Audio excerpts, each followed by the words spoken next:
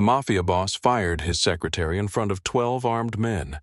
4 hours later, he discovered she had been the only person standing between him and a bullet. Have you ever given someone your loyalty only to watch them believe the worst about you without asking a single question? Rain hammered the windows above the Mississippi as Grace Holloway placed her badge on Vincent Caruso's table. For 3 years, she had protected his secrets, managed his empire, and sacrificed pieces of her own life to keep his world from collapsing. Now one folder of manufactured evidence had turned her into his enemy. But Grace left the building carrying something no one knew about, proof of a traitor inside Vincent's inner circle. Stay until the end, because this is not only a story about betrayal. It is about the price of mistrust and what it truly takes to earn someone back. Like the video and comment where you are watching from. To understand why Vincent Caruso regretted firing Grace Holloway within hours, you have to go back 3 days before the black folder, before the accusation, before 12 armed men watched her place her badge on the table. At 5:12 on a humid Tuesday morning, New Orleans was still half asleep. The French Quarter smelled of rain, old brick, and coffee. Street lamps burned pale against wet pavement. Somewhere beyond the rooftops, a ship horn rolled across the Mississippi like a distant warning.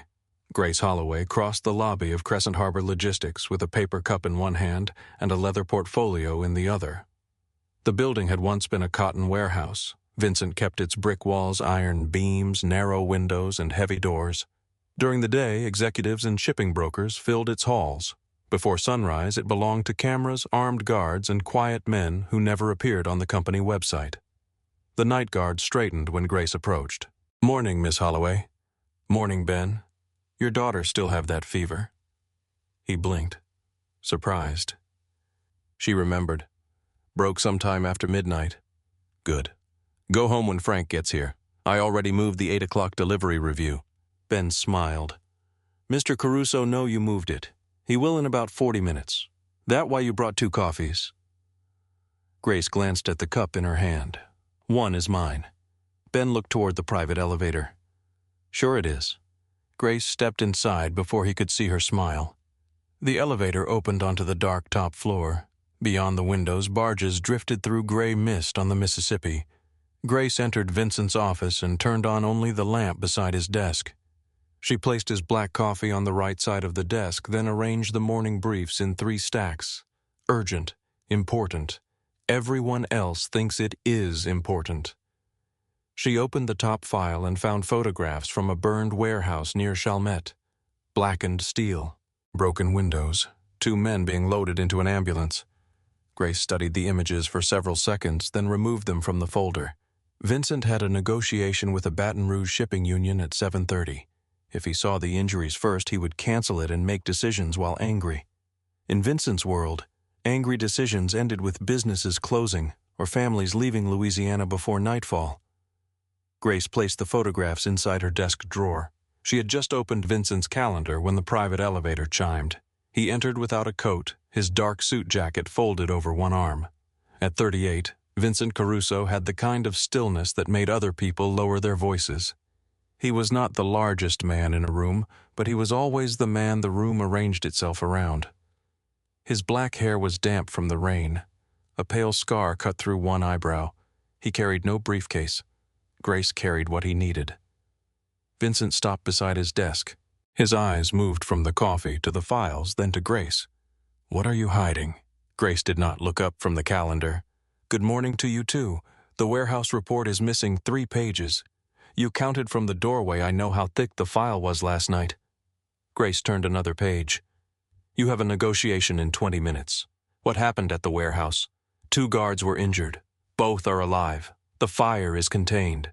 His jaw tightened. "Who did it?" "We do not know yet. Cole knows. Cole suspects. Same thing. No, one starts a war, the other starts an investigation." Vincent came around the desk and opened her drawer. Grace placed her hand over it before he could pull it farther. For one quiet second, her fingers rested against his, and the room seemed smaller. Vincent looked down at her hand, then at her face. Most people would have moved. Grace did not. "You moved the photographs," he said. "I delayed them. You are not supposed to manage my emotions. Then stop making them everyone else's emergency." The corner of his mouth shifted. It was not quite a smile, but Grace had worked for him long enough to recognize the beginning of one. "You enjoy speaking to me like this. No one else will. That is not an answer. It is the only one you are getting before coffee." Vincent released the drawer. Grace handed him the cup. He took a drink, then glanced toward the windows. "You changed the meeting order. Baton Rouge first, insurance review second, warehouse briefing at 9. I told you warehouse first, and I ignored you for your own good. That is becoming a habit. You keep making it useful." He stared at her for a moment longer than necessary. There were moments like that between them, small pauses that felt too full, looks held one breath too long. Neither of them named it. In Vincent's world, names made things vulnerable. Grace stepped closer and straightened the cuff of his shirt where it had folded beneath his watch. Vincent went still. Her fingers were warm against his wrist. She could feel his pulse. He looked at her mouth. The private elevator chimed again. Grace stepped back before the doors opened. Nolan Pierce entered, carrying a silver laptop and a polite expression. He was 45, lean, perfectly dressed, and always composed. He had served Vincent's father and spoke softly even when delivering threats. "Am I interrupting?" Nolan asked. "No," Grace said. Vincent's eyes remained on her for another second. Then he turned toward Nolan. "You are early." Nolan placed the laptop on the conference table. "So is the problem." Grace returned to her desk, feeling Nolan watch her. He had noticed how little distance had been between her and Vincent. The meeting began at 7:28. Grace sat to Vincent's right while union representatives from Baton Rouge argued over port access fees. Nolan sat across from her, one hand folded over the other. Vincent spoke only when necessary. When one representative raised his voice, Vincent let the silence stretch until the man apologized. Grace saw who avoided eye contact and who glanced at Nolan before changing a number. She slid a note toward Vincent. "Do not accept 12%. They already approved 9. Vincent read it, then closed the contract. 9% with a 6-month review. The deal was signed 4 minutes later. After the men left, Nolan remained seated. "You trust her numbers more than mine now?" he asked. Vincent did not look up from the contract. "I trust the right number." Nolan smiled. Grace gathered the empty coffee cups.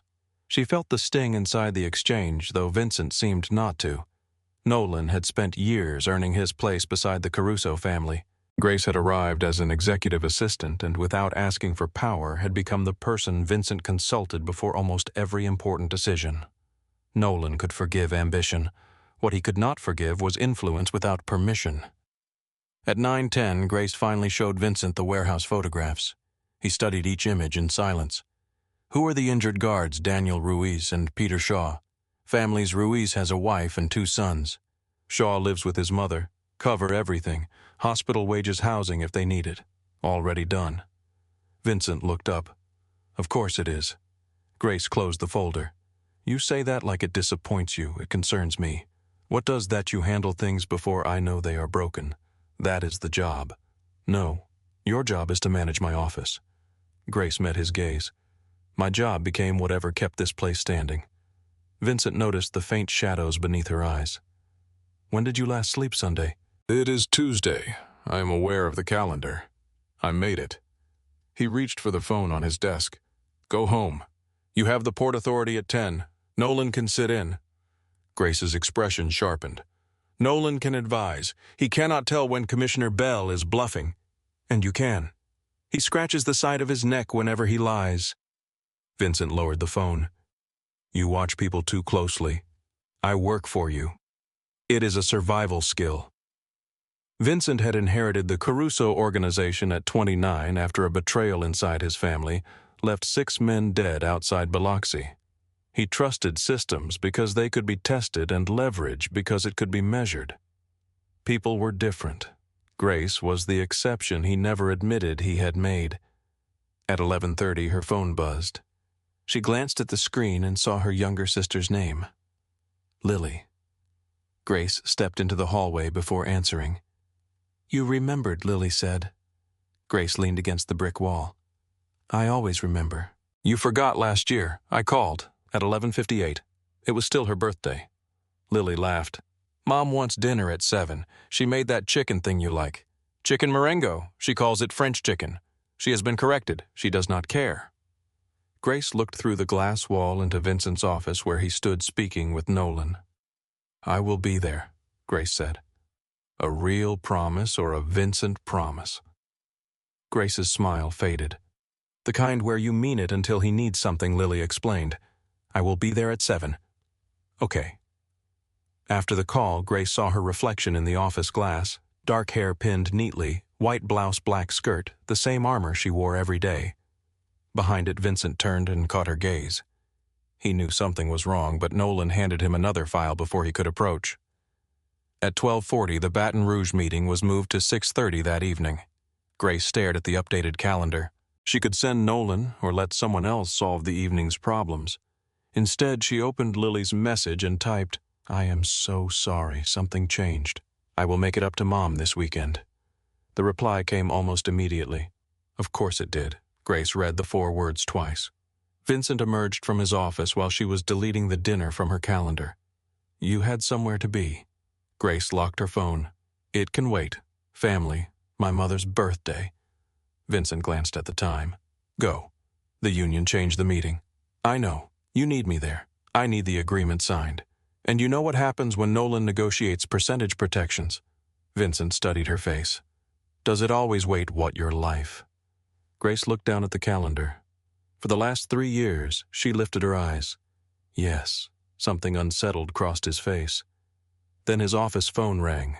Grace turned away first. By late afternoon, rain covered the windows and erased the city beyond them. Grace sat alone at her desk, reviewing payment authorizations from an internal account called Cypress. Officially, Cypress funded private security for Crescent Harbor properties, including warehouses, hotels, and residences used by protected associates. It was one of the most restricted accounts in the organization. 2 payments stood out. Both were large. Both had been authorized while Vincent was traveling. Both used his secure approval code. Grace zoomed in on the first code.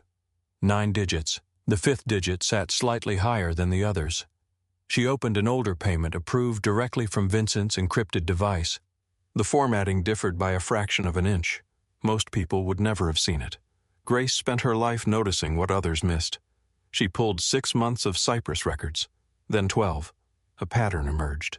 A transfer had been made 3 days before the Chalmette warehouse fire. Another 2 days before a Caruso convoy was attacked near Lafayette. Another the night before a judge under Vincent's protection disappeared. Grace's skin went cold. The money was not the real problem. Every payment marked an event. Someone was selling access. She checked the authorization logs. 3 names appeared repeatedly. Mara Quinn, the organization's attorney. Cole Ramsey, head of security. Nolan Pierce. Cole assigned guards. Mara handled emergency legal payments. Nolan still carried authority granted by Vincent's father, authority no one had thought to remove. Grace checked building entries. Cole's movements matched the security office records. Mara's access corresponded with legal reviews. Nolan's history was clean, too clean. Not one late entry, not one failed login, not one irregular approval. A man with that much access should have left more evidence, not less. Grace printed the suspicious payments and slipped them beneath a routine insurance report. A shadow moved across her desk. Nolan stood on the other side. She had not heard him approach. "You are still here," he said. "So are you. I am paid to worry." Grace closed the Cypress file. "So am I." Nolan's gaze rested on the papers beneath her hand. "For Vincent. For the organization. That was not what I asked." Grace looked up. Nolan smiled, but his eyes remained still. "How is your mother?" he asked. The question felt wrong. Grace had never discussed her mother with him. "She is fine. Birthday today, is it not?" Grace's pulse slowed, not from calm, from danger. Nolan adjusted his cuff. "You should go. Family time is difficult to recover once it is lost." He walked away before she could answer. Grace watched him enter the private elevator. Only when the doors closed did she look toward Vincent's office. The lights were on. He was alone. Grace gathered the transaction records, placed them inside a plain envelope, and crossed the room. Vincent was reading a port report when she entered. "I need 10 minutes," she said. "Take 20. Privately." His eyes lifted. Grace placed the envelope on his desk. "There are payments inside Cypress that do not belong there. Someone is using your authorization codes." Vincent's expression changed. Who, I do not know yet. Cole, I have not ruled anyone out. Nolan Grace hesitated. That was enough. Vincent leaned back. You think Nolan is stealing from me? I think someone with high-level access is moving money before security failures. Vincent reached for the envelope. His phone rang. He ignored it. It rang again. The secure line. Vincent answered. His face hardened as he listened. A Caruso driver had been shot near the docks. Within seconds, the office filled with movement. Cole arrived with 2 security officers. Mara called from the courthouse. Nolan returned as if he had never left the building. Grace stood near the desk while reports changed hands. Vincent put the envelope inside his coat. I will read it in the car. Nolan's eyes moved to the pocket. Grace saw it. So did he. By 9 that night, the driver was alive, the docks were locked down, and Vincent had not mentioned the envelope. Grace returned to headquarters after accompanying him to the hospital. Her office was dark. The envelope lay in the center of her desk. It had been opened. The transaction pages were gone. Inside was a single sheet of white paper. Stop looking or your sister's address becomes part of the next shipment. Beneath the sentence was a photograph. Lily stood outside the restaurant where she worked, holding her phone and laughing at something Grace could not hear. The timestamp showed the picture had been taken 11 minutes earlier. Grace stared through the glass wall into Vincent's office. He stood with his back to her, speaking quietly with Nolan. For 3 years, Grace had believed the safest place in New Orleans was 6 feet from Vincent Caruso. Now she understood that danger had been standing beside him the entire time. She opened the bottom drawer of her desk and removed a small encrypted drive. Then she looked toward the private elevator that led below the building where the restricted archive waited behind steel doors and armed cameras. Grace closed her fingers around the drive, turned off her office light, and walked toward the elevator. The elevator doors closed behind Grace, cutting off the last view of Vincent standing beside Nolan in the glass office. For a moment, she saw her own reflection in the polished steel. Her face looked calm. Only her hand betrayed her. The encrypted drive trembled between her fingers. Grace tightened her grip until the shaking stopped. The elevator descended past the lobby, past the parking level, and into the restricted floors beneath Crescent Harbor Logistics. The numbers disappeared from the display after the second basement. From there, only a small red light remained above the doors. Most employees did not know the lower archive existed. Those who did called it the vault. Vincent called it insurance. The Caruso organization had survived wars, federal investigations, political betrayals, and men who believed killing a leader meant killing the empire. Vincent had learned from his father that memories could be denied and witnesses could disappear, but records remained dangerous long after everyone involved was dead. The archive held those records, shipping manifests that never appeared in port databases, payments to judges who later became honest in public, names of officials who accepted Caruso protection while condemning the family on television, photographs, recordings, contracts, and private agreements gathered over decades. Grace knew enough about the archive to understand that entering it without authorization could destroy her life. She also knew Lily's photograph had been taken 11 minutes before she found it. Fear had already entered her life. The elevator opened onto a narrow concrete corridor. Cold air moved through the vents. Fluorescent lights illuminated a steel door at the far end.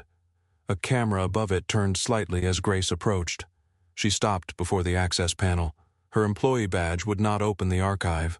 Only Vincent, Nolan, Cole, Mara, and 2 senior accountants had permanent authorization. Grace had something else.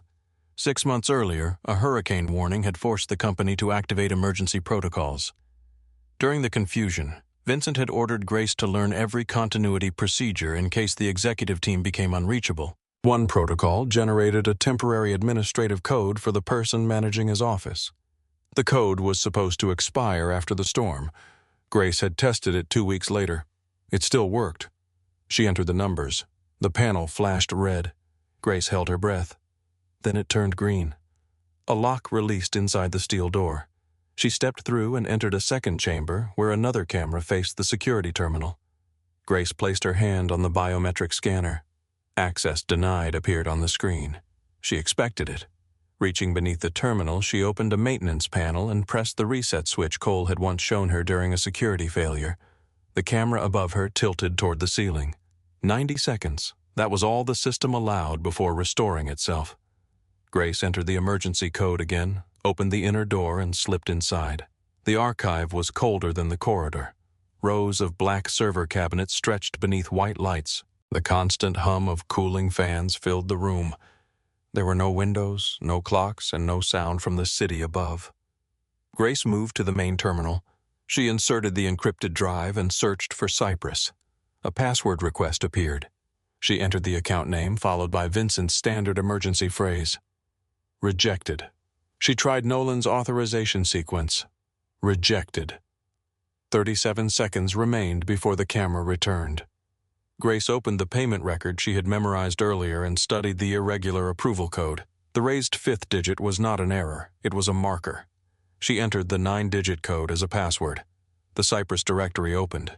Grace stared at the screen. There were hundreds of files, payments, security rotations, driver assignments, warehouse schedules, private meeting locations. She copied the full directory onto the drive. A progress bar appeared. 22%. Behind her, the disabled camera made a faint mechanical sound. 46%. Grace looked toward the inner door. 71. The camera dropped from the ceiling and began turning back toward the terminal. Grace reached for the drive. 88. She could remove it and leave with an incomplete copy. 93. The camera lens settled toward her. 97. Grace stepped to the side, placing the server cabinet between herself and the camera. 100%. Transfer complete. She removed the drive.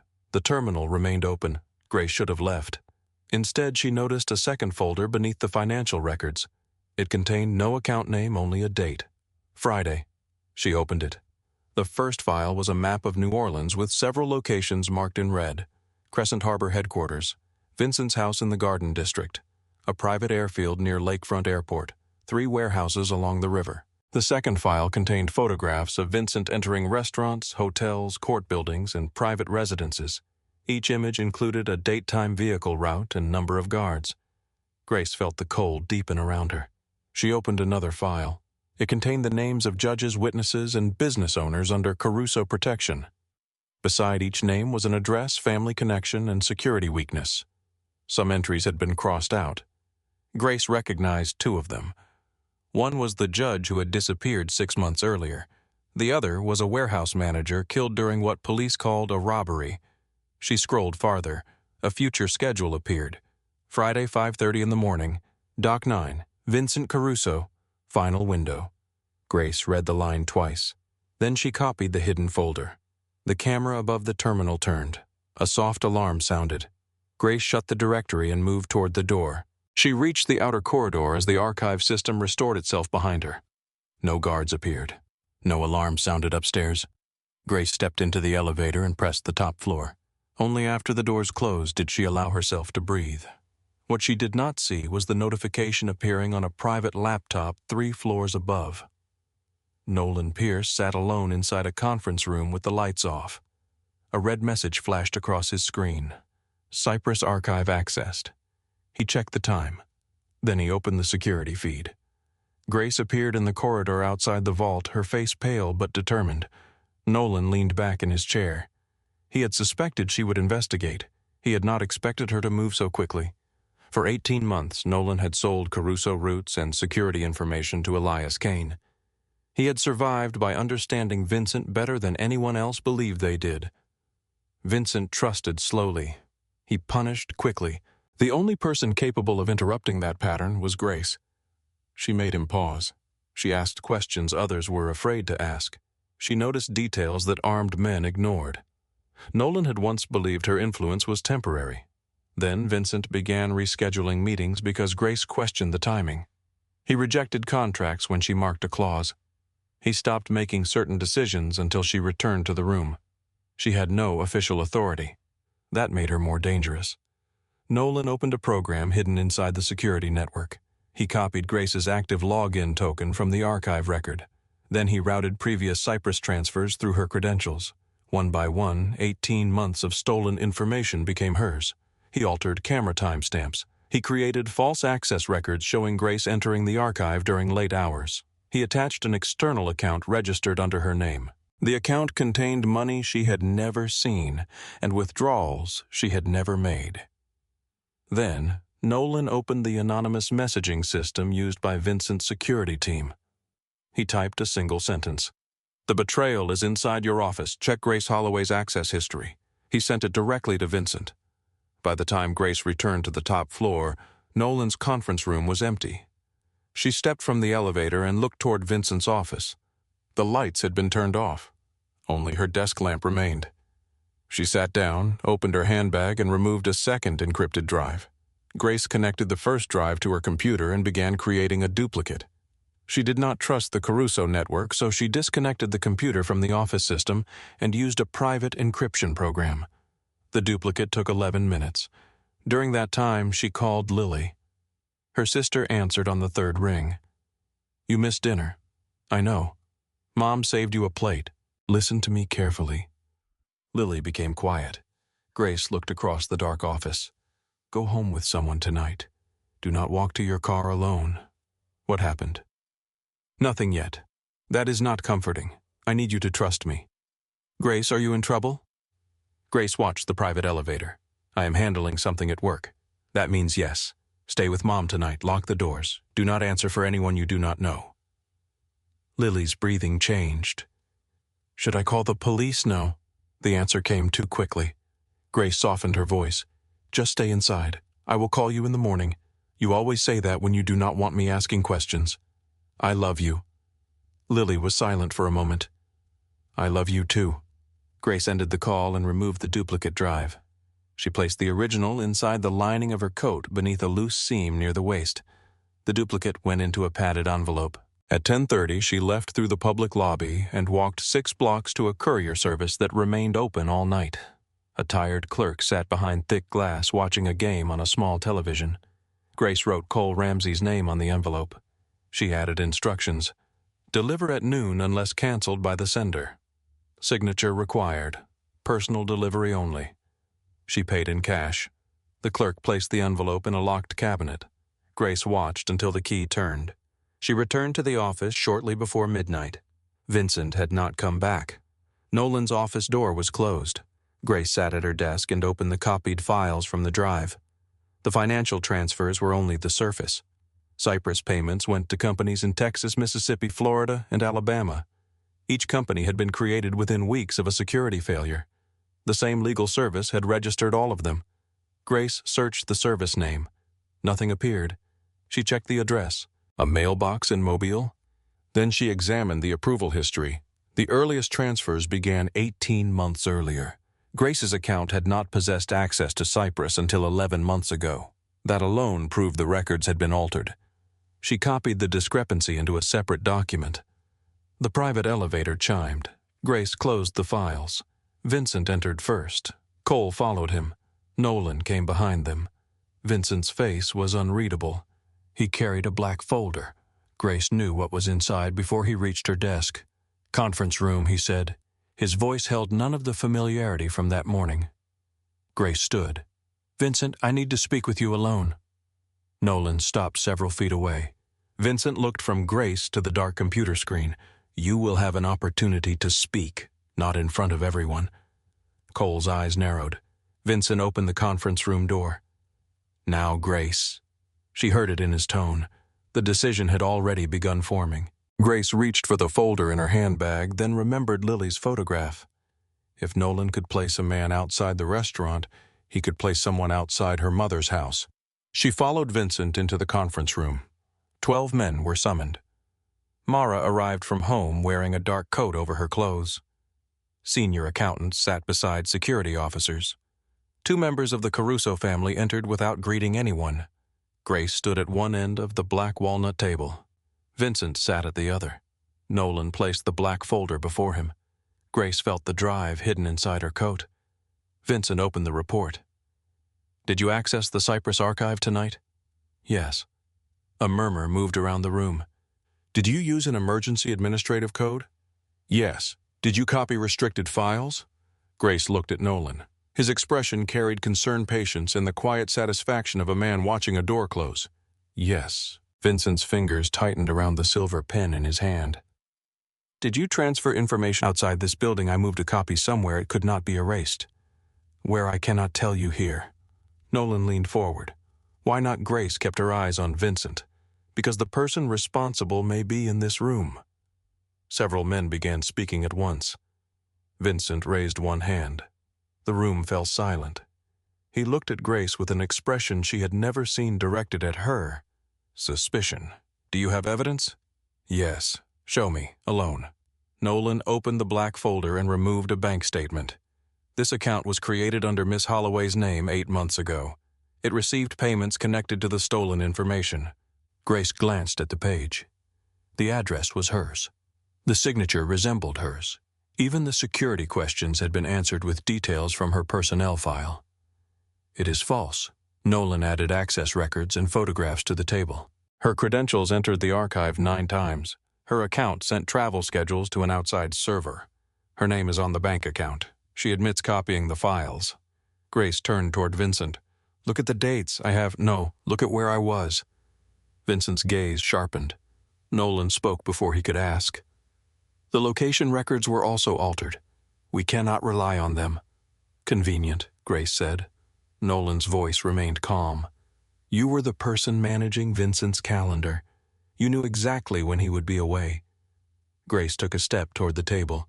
I found payments inside Cyprus connected to every major security failure in the last year. Someone used Vincent's authorization codes while he was traveling. Someone using your account, Nolan replied. Grace looked directly at him. You knew about the envelope. For the first time, Nolan's expression changed. Only slightly. Vincent noticed. What envelope? Grace reached inside her handbag. Her phone vibrated before she could answer. A message appeared from an unknown number.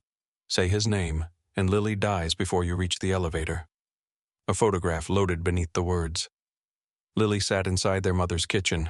The picture had been taken through the window. Grace stopped breathing. Nolan watched her face. Vincent stood. What is it? Grace locked the screen. Nothing. You are afraid. She looked at him.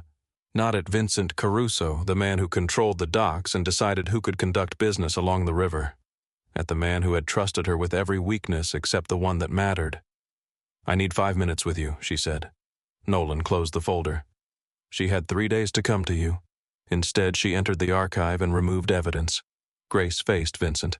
Ask yourself why he needs you to decide tonight. The room went completely still. Nolan's eyes became cold. Vincent looked between them. Grace waited for him to order everyone out. She waited for the smallest sign that 3 years beside him had earned more weight than a folder placed on a table. Instead, he sat down. Did you give Caruso information to anyone outside this organization? No. Did you take the files? Yes. Will you tell me where they are? Not with him in the room. Nolan spoke quietly. You are asking Vincent to ignore every piece of evidence because you do not want to answer. Grace did not look away from Vincent. I am asking him to remember who I am. Vincent's face hardened. That is what makes this worse. The words struck with more force than shouting could have. Grace saw the moment his fear defeated everything he knew about her. Vincent believed betrayal was most dangerous when it came from someone close. Nolan had not needed to prove Grace was guilty. He only needed to make Vincent afraid she could be. Vincent closed the folder. Give Cole your phone badge and office keys. Mara shifted in her chair. Vincent, perhaps we should review the access locations before taking final action. Nolan turned toward her. The longer she retains access, the greater the risk. Cole remained near the door. His eyes stayed on Grace. Vincent extended his hand. Grace placed her phone on the table, then the keys. Finally, she removed her employee badge. For 3 years, the card had opened every door in the building except the one Vincent had just closed between them. She placed it beside the black folder. The plastic struck the wood with a small, sharp sound. Vincent looked at the badge, not at her. You are terminated, effective immediately. Grace felt every person in the room watching her. You will leave under escort, he continued. Your access is revoked. Any contact with Caruso employees or properties must go through legal counsel. Grace studied him. There was anger in his face, but beneath it she saw something worse. Pain. A part of him wanted her to deny everything in a way that would remove all uncertainty. He did not understand that she had already denied the only thing that mattered. She had not betrayed him. He simply did not believe her. "You do not have to accept everything I say without evidence," Grace told him, "but after 3 years I thought I had earned 5 minutes before you decided I was your enemy." Vincent said nothing. Grace looked toward Nolan. His expression was solemn again. "Perfectly performed." She turned back to Vincent. "When you finally understand what happened, do not call me because your schedule is falling apart. Do not call because no one remembers which judge hates being seated near the windows. Do not call because your coffee tastes wrong." Her voice lowered. "Call me when you understand what you destroyed." Grace walked toward the door. Cole opened it for her. No one spoke as they crossed the office. Inside the elevator, Cole pressed the lobby button, then stood beside her with his hands folded. The doors closed. Grace stared at the changing numbers. Cole spoke without looking at her. "Did you do what they said?" "Not the part that matters. You accessed the archive. Yes, you copied the files. Yes, you sent them outside. I made a backup." Cole turned toward her, where Grace gave him a tired look. "You were in the room." "I was also the only person who asked before deciding." The elevator passed the 5th floor. Cole lowered his voice. "Are you in immediate danger?" "My sister is—" His expression changed. "Who threatened her?" Grace looked toward the camera in the corner. Cole followed her gaze. He removed a small prepaid phone from inside his jacket and let it fall beside her handbag. The movement was hidden by his body. "Call me before you do something brave and stupid." Grace picked up the phone. That would have been useful advice yesterday. The elevator opened into the lobby. 2 guards waited near the entrance. Cole remained inside. He could not openly protect her without alerting Nolan. Grace stepped into the rain alone. She entered the first cab waiting near the curb and gave the driver the address of a hotel in the French Quarter. As the car pulled away, she checked the rear window. A black sport utility vehicle left the curb behind them. Grace waited through 3 turns. The vehicle remained there. She used the prepaid phone to call the courier service. A man answered. "I need to cancel a scheduled delivery. Name Grace Holloway. Destination Cole Ramsey." Keys clicked on the other end. "I am sorry, ma'am. That package was collected 20 minutes ago." Grace sat upright. "Collected by whom the recipient's office sent authorization. That was not part of the instruction. We received the correct code." Grace looked back at the black vehicle. The duplicate was gone. The drive inside her coat was the only surviving copy. "Driver," she said, "turn right at the next light. That is not the way to the hotel." "I know." She left the cab near Bourbon Street, moving into a crowd beneath glowing signs and iron balconies. Music poured from open doors. Tourists laughed under plastic raincoats. Grace passed through a hotel lobby, entered a service corridor, crossed a kitchen filled with steam, and exited through a loading entrance onto another street. The black vehicle continued past the intersection. Grace slowed beneath the awning of a closed restaurant. For a few seconds, she believed she had lost them. Then she saw Nolan reflected in the dark window. He stood across the street beneath a black umbrella. He did not approach. He did not need to. His presence delivered the message. He knew she still had the evidence. Grace stepped away from the window and disappeared into the rain. Back at Crescent Harbor, Vincent remained alone inside the conference room. Everyone else had left except Nolan, who stood near the door. "You made the necessary decision," Nolan said. Vincent opened Grace's notebook. A sentence had been written across the top of the page. "Confirm Tuesday flight departure before reviewing Cyprus access logs." Vincent looked at the report. One access entry showed Grace logging into the New Orleans server at 11:43 on Tuesday morning. He remembered Tuesday. He remembered the jet rising above the storm clouds. Grace had been seated across from him, one hand holding her coffee while the aircraft passed through turbulence. At 11:40, she had reached across the table to keep his cup from spilling onto a contract. At 11:43, she had been arguing with him about changing the Houston meeting. Vincent checked the flight record. The aircraft had no connection to the Caruso network. Grace could not have accessed the server. He opened another entry. Her account had entered Cyprus from New Orleans while she was beside him in Mobile. Another showed her downloading files while she attended a hearing with Mara in Baton Rouge. Vincent looked up. Nolan was gone. His office had been cleared. Vincent reached for his phone and called Cole. Cole answered immediately. "I was wrong," Vincent said. Cole's voice was cold. "That does not help her right now." Vincent stared at Grace's cracked badge on the table. "Then help me find her before Nolan does." Cole ended the call without saying goodbye. Vincent remained alone in the conference room, listening to the rain strike the windows. Grace's badge lay beside the black folder. A thin crack ran through the plastic where it had hit the table. Vincent picked it up. Her photograph showed the same expression she wore whenever someone wasted her time. Calm eyes, straight mouth. No effort to appear softer than she was. For 3 years that badge had opened every door in his building. Now it felt heavier than the gun beneath his jacket. He looked again at the access records.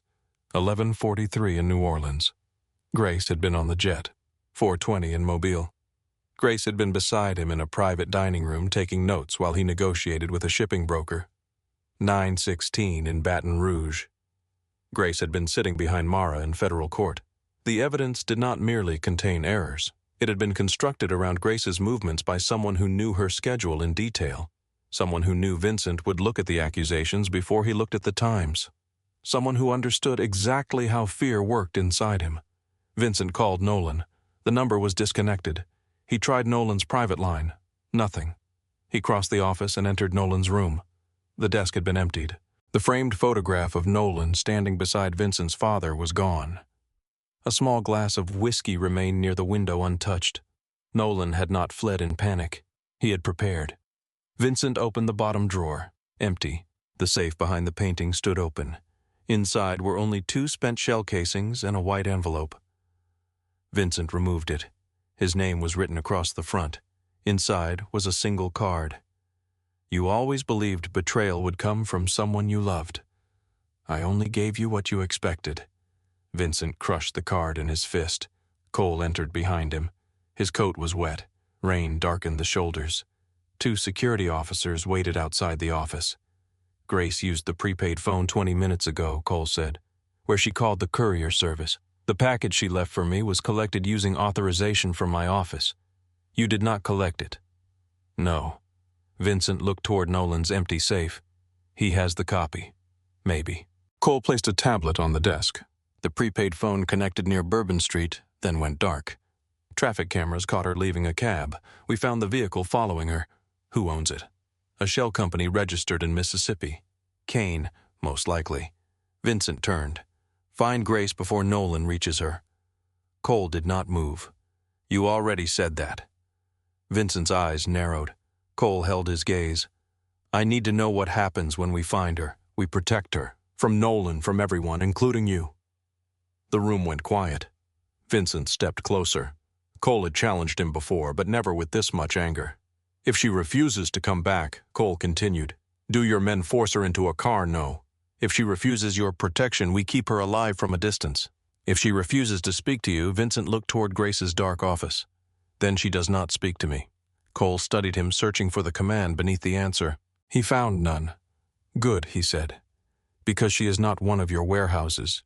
You do not recover her by sending armed men." Vincent's voice lowered. "Do not mistake my regret for weakness. I am not. I am trying to prevent your regret from becoming another mistake." Vincent looked again at the cracked badge in his hand. "Get Mara. Rebuild every Cyprus transaction without using Nolan's reports. I want independent copies of the access logs, bank records, building cameras, flight schedules, and phone data." Cole picked up the tablet. "And you," Vincent walked toward Grace's desk. "I am going to learn how much damage I did before I ask anyone else to repair it." Across the city, Grace entered a small hotel in the Garden District under the name Claire Morgan. The lobby smelled of old wood and lemon polish. A brass fan turned slowly above a row of empty chairs. The night clerk barely looked at her identification before handing over a key. Grace took the stairs instead of the elevator. Her room was on the 3rd floor at the end of a narrow hallway. She checked the fire exit first, then the window, then the lock connecting her room to the one beside it. She moved a chair beneath the door handle, closed the curtains, and placed the prepaid phone on the desk. Only then did she remove the encrypted drive from the lining of her coat. Her hands were wet from the rain. She dried them on a towel, opened her laptop, and disconnected every wireless connection before inserting the drive. The Cyprus directory appeared. Grace began with the payments. Each shell company had been created through the same legal service in Mobile. The owners were false, but the filing fees had been paid from accounts in Biloxi, Houston, and Tampa. She followed the transfers backward. The money moved through casinos, construction firms, and private security companies before reaching a holding company registered in Delaware. Grace recognized the name of the man listed as its representative, Elias Kane. She leaned closer to the screen. Kane controlled a network moving contraband through the Gulf Coast. He had been trying to push into Louisiana for years, but Vincent's control of the river routes kept him outside New Orleans. Grace opened the scheduling files. A payment arrived before every Caruso failure. 3 days before the warehouse fire, 2 days before the convoy attack, 24 hours before a protected witness disappeared. The person receiving the money was not stealing from Vincent. He was selling the moments when Vincent was most vulnerable. Grace searched for Nolan's name. Nothing. She searched his employee number. Nothing. She searched his old Caruso authorization code. A hidden directory appeared. Inside were voice recordings. Grace clicked the first file. Nolan's voice filled the small room. Caruso changed the convoy route. Use the eastern road after midnight. A second voice answered. Price doubled. You will be paid when the vehicle stops moving. Grace opened another. The judge leaves through the rear courthouse entrance at 6:15. 1 guard, no police escort. The third recording was more recent. Nolan spoke with the same controlled patience he used inside Vincent's office. Caruso does not fear bullets. He fears betrayal. The other man laughed. Then give him one. I will give him something better. When the time comes, I will make him destroy the one person who would have seen us coming. Grace stopped the recording. The room seemed to lose its air. Nolan had not framed her because she discovered him. He had planned to use her before she ever opened Cyprus. He knew Vincent's mind well enough to understand that evidence against Cole would begin an investigation. Evidence against Mara would bring lawyers. Evidence against Grace would strike somewhere deeper. Vincent had trusted her in every practical way. His calendar, his homes, his money, his enemies, his physical safety. But emotional trust was different. Nolan knew Vincent would not react to Grace's alleged betrayal as a leader. He would react as a man terrified of being abandoned by the one person he had allowed too close. Grace looked at the dark window. Her reflection stared back. She remembered Vincent telling her, "That is what makes this worse." The pain of the sentence had not lessened. Now she understood why Nolan had chosen it for him. Her phone vibrated. Unknown number. Grace watched it ring. The sound stopped. A voicemail appeared. She pressed play. Vincent's voice came through stripped of authority. Grace, the access records were altered. The times are impossible. Nolan is gone. A pause. I know the evidence was false. Grace closed her eyes. Vincent continued. I need to know you are alive. You do not have to tell me where you are. Call Cole if you will not call me. Another pause. Then quieter. I was wrong. The message ended. Grace placed the phone face down. She returned to the files. Vincent knew the evidence was false. That did not mean he understood what he had done. Back at Crescent Harbor, Mara spread documents across the conference table. Her dark hair was tied back. She had removed her coat, but still wore the clothes she had pulled on when summoned from bed. Cole stood beside the security screens. Vincent remained at the head of the table. Mara pushed a bank document toward him. The account under Grace's name was created online 8 months ago. The identity verification came from information in her personnel file. Who accessed it? 3 people in human resources. 1 accountant. Nolan. Cole changed the screen.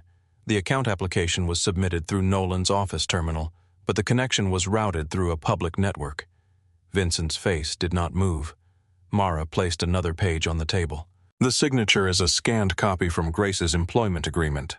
What about the access logs altered in the security archive? By whom Cole brought up the administrator history. Nolan requested maintenance privileges 11 months ago. He said he needed them for emergency continuity. Who approved it? Silence. Vincent already knew. He had. Mara opened another folder. The earliest Cyprus transfers occurred 7 months before Grace received access to the account. She could not have initiated them. Vincent looked down at the black folder Nolan had prepared. Every page had been designed to create certainty before anyone asked a second question. Who else saw the accusation, Vincent asked. The 12 people in this room, Mara replied. 2 accountants, 3 security supervisors, possibly whoever received Nolan's external reports. Contact all of them. What do you want me to say? The truth. Mara studied him. All of it. Vincent looked toward the place where Grace had stood. All of it. Cole's tablet sounded. He checked the screen. The prepaid phone is active. Vincent stood. We're near the passenger terminal. Grace had left the hotel through the rear stairwell 15 minutes earlier. She carried the laptop in a plain shoulder bag and the drive inside her coat. The final encrypted file had refused to open.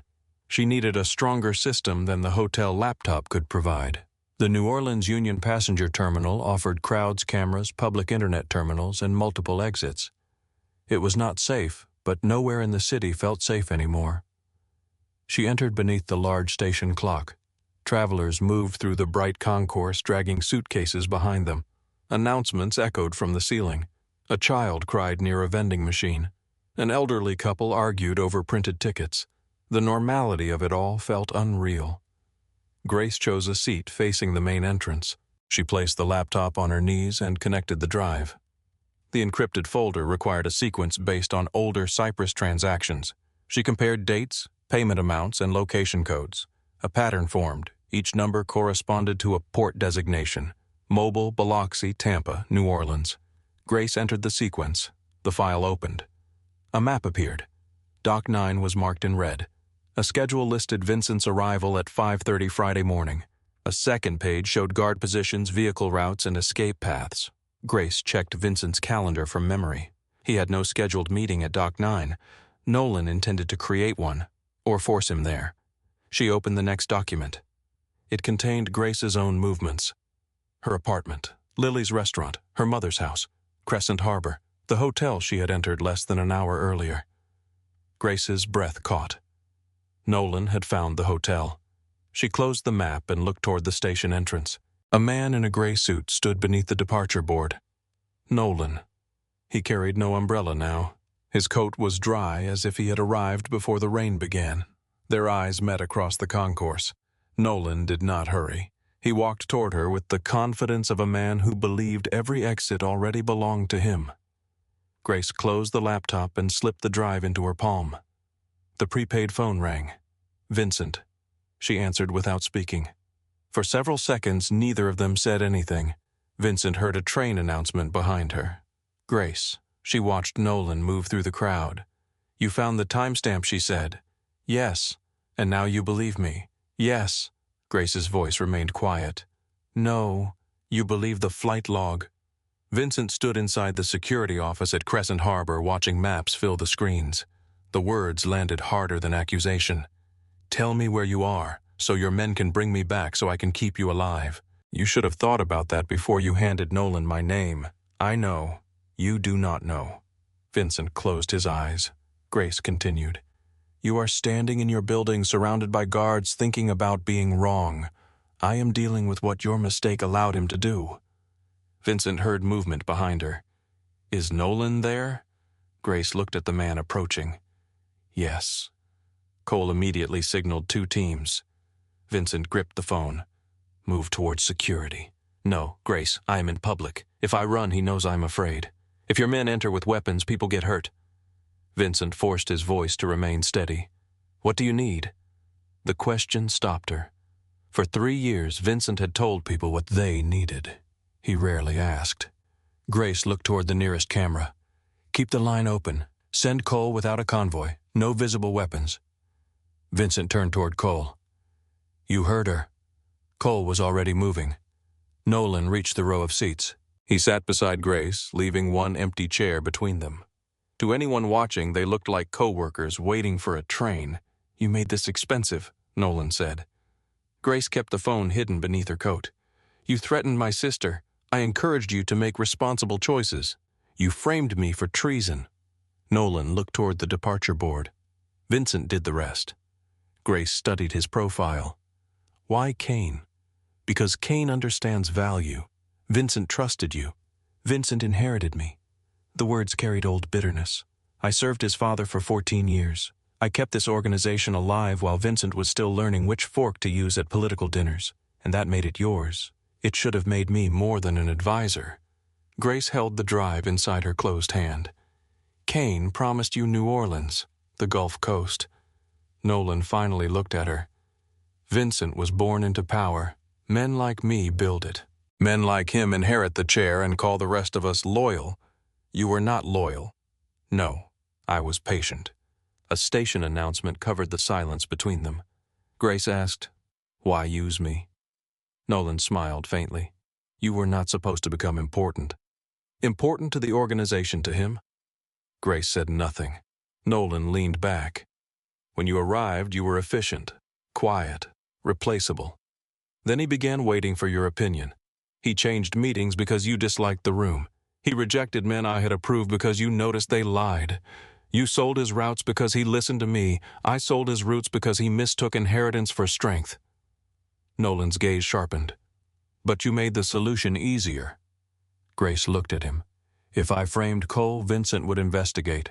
If I framed Mara, he would call a lawyer. If I framed one of his cousins, he would lock down the city and ask questions until sunrise."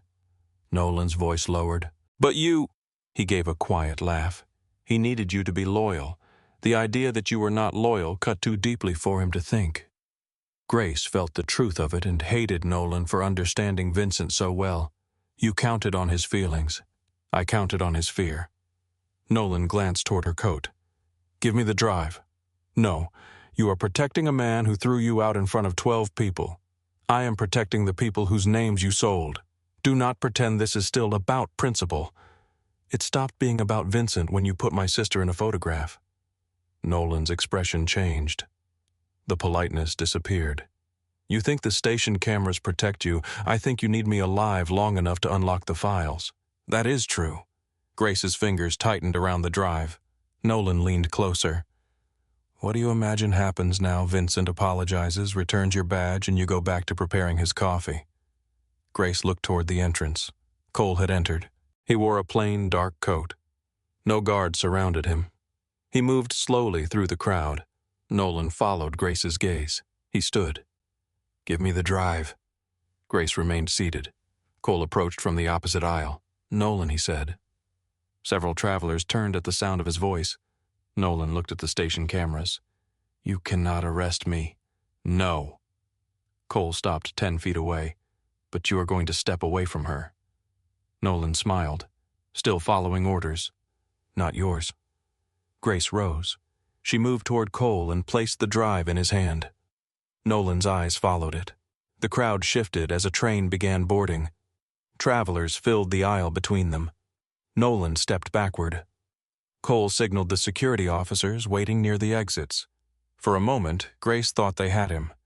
Then the station lights flickered. A fire alarm sounded near the western corridor. People turned toward the exits. The crowd surged. Nolan disappeared through a service door before Cole's men reached the aisle. Cole did not chase him. He stayed beside Grace.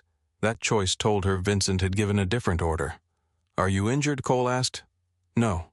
Your sister is secure. 2 officers are with her and your mother." Grace released a breath she had been holding since the photograph appeared. "Did Vincent order that?" "Yes. Did he send you to bring me back?" Cole looked at her. "He sent me to keep you alive." "That was not my question." "No, he did not order me to bring you anywhere." Grace watched security personnel clear the service corridor. Cole held out the prepaid phone. "Vincent is still on the line." Grace took it. Vincent's voice came through. "Grace, Nolan escaped." "I know. Dock 9 is a target. 5:30 Friday morning. The schedule is false, but the attack is real." Cole connected the drive to a secured device while she spoke. Vincent asked, "Where are you going?" "Not back to your office." "I was not asking you to." Grace looked toward Cole. "Then where somewhere Nolan cannot reach you? You mean somewhere you control." Vincent was silent. Grace continued, "You cannot fire me in front of 12 people and bring me back through a private entrance after midnight. I will correct the accusation publicly. That repairs my name." "I know. It does not repair what happened between us." Another silence. Then Vincent asked, "What do you need?" Grace looked through the station windows at rain sliding down the glass. Distance. The answer cost her more than she expected. Vincent did not argue. He did not tell her she was safer near him. He did not send an order through Cole. "Then you have it," he said. Grace closed her eyes. For the first time that night, Vincent gave her exactly what she asked for. Cole examined the recovered files. Most of the directory opened immediately. One folder remained encrypted. He tried Nolan's codes, Vincent's emergency phrases, and the Cypress approval sequence. Nothing worked. Grace sat in a security office near the station while Cole's team searched the service corridors. She watched him attempt another password. "Use the first payment date," she said. Cole entered it. The folder opened. A detailed map of Dock 9 filled the screen. Vehicle positions, guard rotations, weapons storage, a route toward the river. Cole scrolled down. The attack was scheduled for 5:30 the following morning, not Friday. The calendar entry had been altered to delay anyone who discovered it. Beneath Vincent's name was a second target, Grace Holloway, cleanup required. Cole's expression hardened. Grace read the line without moving. Her phone rang again. This time the call came from the Garden District Hotel. She answered. A man spoke softly. "Miss Holloway, someone entered your room." Grace looked at Cole. "Are they still there?" "No, ma'am. But they left something on the bed." "What?" The clerk hesitated. "A photograph of you sitting inside the passenger station." Grace turned toward the high windows. Across the street beneath the station clock, a black car pulled away from the curb. Cole saw it too. He reached for his radio. Grace stopped him. "Nolan wants us looking at him." Cole glanced at the dock map. While someone else moves toward Vincent, Grace closed the laptop. "Take me to a secure vehicle." Cole opened the door. "You asked for distance. From Vincent." Grace looked again at the target list. Not from the truth. They moved through the private corridor beneath the station as security officers locked the doors behind them. Outside, the rain had begun falling harder over New Orleans. At Crescent Harbor, Vincent stood before the windows with Grace's broken badge in his hand. Cole called. We opened the final file. Vincent listened. His expression changed. Then he placed the badge inside his coat and reached for his gun. The weapon felt familiar in his hand. The decision did not. For most of his life, danger had simplified the world. A threat appeared, Vincent identified it, and someone removed it. He had built his empire on the belief that hesitation invited death. But Grace had asked for distance. She had also found the one person inside his organization who had been selling names, routes, and lives. Now Nolan was moving through New Orleans with men loyal to Elias Kane, and Grace's name sat beneath Vincent's on a list marked for death. Vincent checked the magazine, returned the gun to the holster beneath his jacket, and walked toward the private elevator. Mara stepped into his path. "You cannot go to Dock 9. Vincent did not slow. "If Nolan expects me there, that is where I need to be." "No," Mara said. "That is where he needs you to believe you belong." The elevator doors opened. Vincent looked at her. Mara held up a tablet displaying the map recovered from the drive. Grace recognized that the date was false. "We should assume everything else is designed to move you." Cole's voice came through Vincent's phone. "We are leaving the station now. Where is Grace beside me?" Vincent stopped. Grace spoke in the background. "Put me on speaker." Cole did. Vincent stepped into the elevator with Mara. The doors closed. Grace's voice filled the small space. "The Dock 9 map uses an old security rotation." Vincent looked at the tablet again. "How old? 4 months. That does not make it useless. It makes it bait." Grace spoke quickly, but her voice remained controlled. "The North Gate guard position was changed after the February break-in. The warehouse camera on the western wall was removed. The river access point has been sealed for 6 weeks. Mara enlarged the map. Grace continued. "Nolan knows the current layout. He helped approve the changes. If he wanted to attack Dock 9, he would not use an obsolete plan." Vincent watched the floor numbers descend. "Then why include it to put you inside a predictable route?" The elevator reached the private garage. Vincent stepped out. Black vehicles waited with engines running. Armed men stood beside open doors. He looked at the convoy. Every vehicle, every driver, every route had been planned by his security team. Every plan could have passed through Nolan. "What is the real target?" Vincent asked. "I am still working on it." Grace heard the impatience beneath his silence. "Do not move yet." Vincent almost answered with an order. The words rose inside him from instinct. "Grace, stay with Cole. Grace, let me handle this. Grace, do not question me while there is a gun pointed at my city." He looked at the waiting convoy. Then he remembered her standing at the end of the conference table asking for 5 minutes. "What do you need?" he asked. There was a pause on the line. Mara looked at him. Cole said nothing. Grace answered, "Send me the warehouse list from the last 6 months. Fires, raids, insurance claims, and legal investigations." Vincent nodded to Mara. She began transmitting the records. "Anything else, no convoy," Grace said. "Nolan knows the Caruso vehicles." Vincent glanced toward his men. "You want me unprotected? I want you unpredictable." The answer came without hesitation. Vincent took the keys from the nearest driver. "Cole stays with you. I did not ask for permission." "No." Vincent looked toward the garage exit. "You asked for a condition. I am agreeing to it." The line went quiet again. Grace had spent 3 years hearing Vincent turn concern into command. This time he had stopped before crossing the line. It did not repair anything. But she noticed. Vincent dismissed the convoy. He chose an ordinary gray sedan used by the accounting office. Mara climbed into the passenger seat. One security vehicle followed at a distance far enough to disappear among the traffic. Across the city, Grace sat beside Cole in the back of an unmarked car. The rain blurred the lights beyond the windows. Her laptop rested across her knees. Warehouse records filled the screen.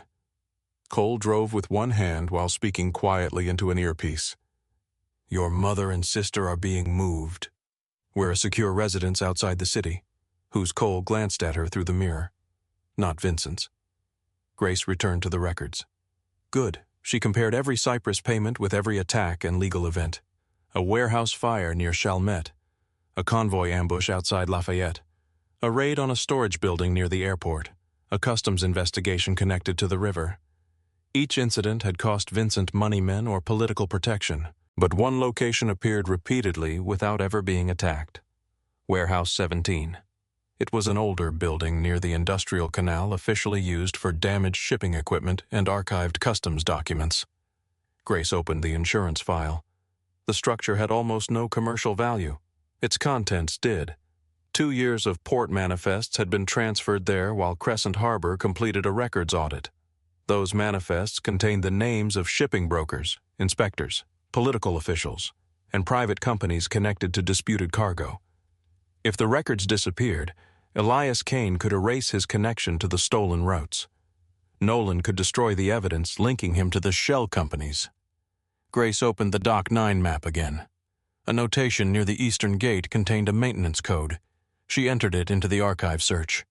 Warehouse 17 appeared. Her pulse quickened. Cole. He looked back. Dock 9 is the diversion. Warehouse 17 is the target. She called Vincent. He answered immediately. "Warehouse 17, Grace said. The port manifests are there." Mara searched the records from the passenger seat. She is right. The warehouse contains files connected to the Kane investigation. Vincent turned onto a side street. "How much security? 2 night guards," Mara said. "No armed team." It was supposed to be temporary storage. Grace leaned closer to her screen. Nolan arranged the transfer. Vincent's hand tightened around the steering wheel. "When 3 months ago," Grace opened another document. "Nolan does not need to steal the files. He needs the building to burn." Vincent changed direction. "No," Grace said. He heard the warning in her voice. "What you are doing exactly what he expects. There are 2 guards in that building. Call them. Do not go there." Vincent stared through the rain. Every instinct told him to move toward the threat. His men would follow. Nolan would see him coming. The same pattern would begin again. Mara called the warehouse guards. No answer. Vincent slowed at an intersection. Grace spoke more softly. "He wants you angry. I am angry. I know. He threatened your family. I know. He marked you for death." Grace looked out at the passing streets. "That is why you need to listen." Vincent closed his eyes for 1 second. Then he turned the car away from the industrial canal. Cole sent a team to Warehouse 17, quietly. Cole relayed the order. Mara Grace said contact your federal source. Tell them the building contains evidence connected to Kane. Nolan may have police scanners. Do not use local channels. Mara looked at Vincent. He gave one nod. She made the call. Vincent asked, "Where are you?" Grace did not answer immediately. Cole looked toward the road behind them. A pair of headlights had remained at the same distance through 3 turns. "Moving," Cole said. "Is someone following you, possibly?" Vincent's voice changed. "Bring her to me." Grace closed the laptop. "No, Grace." The station file contained the address of the hotel where I stayed. Nolan knew where I was before I left. If he is following us, he wants us to lead him to Vincent. Cole turned sharply onto a narrow residential street. The headlights followed. Grace looked at the map. There is a private hotel 2 blocks east. Garden District. 3 entrances, underground parking, security cameras. Cole understood. "You want to stop moving. I want to choose the room." Vincent heard the exchange. "I am coming." Grace looked at the phone. "No convoy. I remember, and no one enters unless Cole clears them." Vincent spoke quietly. "Do you include me in that yes?" The answer came without anger. That made it harder. Vincent nodded, though she could not see him. "Then Cole clears me." The hotel stood behind wrought iron gates and oak trees dripping with rain. Cole drove through the underground entrance while the following car continued past. Grace did not believe they had lost it. Men like Nolan did not follow because they needed directions. They followed to make fear visible. Cole took Grace through a service elevator to the 4th floor. 2 security officers met them near a private suite. They checked the hallway adjoining rooms, stairwell, and balcony. Grace entered only after Cole gave permission. The suite overlooked a dark courtyard. She placed the laptop on a dining table and connected to the hotel cameras through a security link. Cole assigned 1 guard to the stairwell and another to the service elevator. "Vincent is 10 minutes away," he said. Grace opened the final Cypress files. "Keep him downstairs." Cole looked at her. "He will not like that. He does not have to like it." Cole almost smiled. That part he is learning. At Warehouse 17, a Caruso security team entered through the rear loading door. The guards had been tied inside a storage room. Both were alive.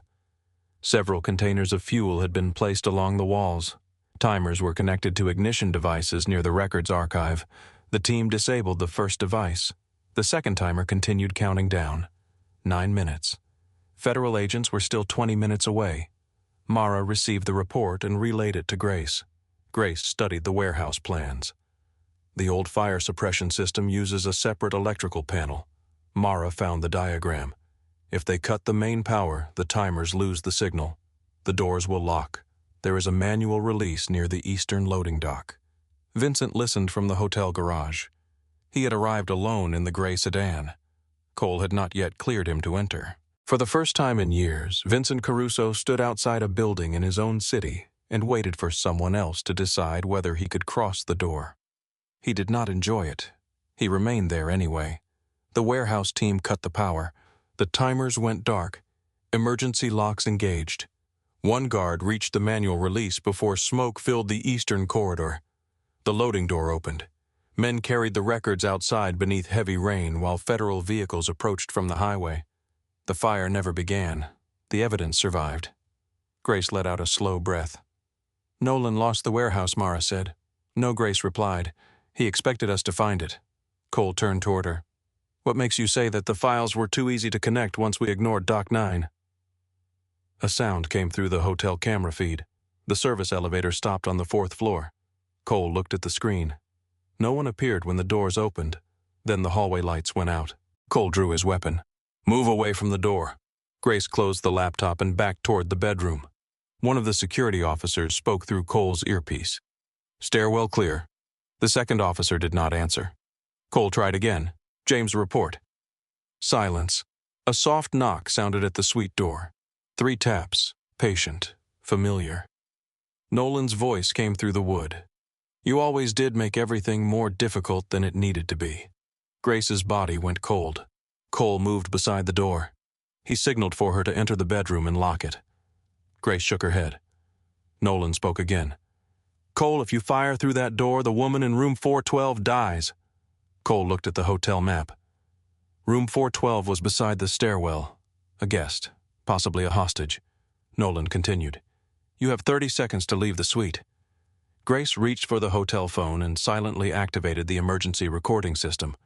Cole saw what she was doing. He held up one finger. Wait. Nolan knocked again. Grace, Vincent cannot protect you from the truth. She moved closer to the door, but remained out of sight. What truth is that? That he has not changed. Cole's eyes narrowed. Grace kept Nolan speaking. You sound disappointed. I am realistic. Men like Vincent apologize when regret becomes uncomfortable.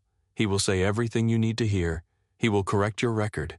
He will offer you money authority protection. Nolan's voice lowered. Then one day, fear will touch him again, and he will become the same man who threw you out. Grace looked toward Cole. He was listening through his earpiece as hotel security moved toward the hostage room. Maybe, Grace said. Nolan fell silent. He had expected denial. Grace continued. Whether Vincent changes is his decision. She looked at the damaged lock. Whether I return is mine. A metal sound clicked outside. Cole raised his gun. The door shook under a sudden impact. The first strike cracked the frame. The second broke the upper lock. Cole fired once through the lower section of the door. A man shouted outside. Not Nolan. The third strike forced the door inward. Cole grabbed Grace and pulled her behind the wall as two armed men entered. Gunfire filled the suite. Glass shattered. A lamp fell. Cole hit the first man in the shoulder. The second fired toward the dining room, then disappeared behind the overturned table. Grace crawled toward the bedroom. The connecting door stood open. She remembered checking it at the first hotel. She had not checked this one herself. That mistake could kill her. Grace entered the adjoining room and locked the door behind her. The room was empty. She moved toward the hallway entrance. A shadow appeared beneath it. Nolan opened the door with a hotel master key. He entered alone.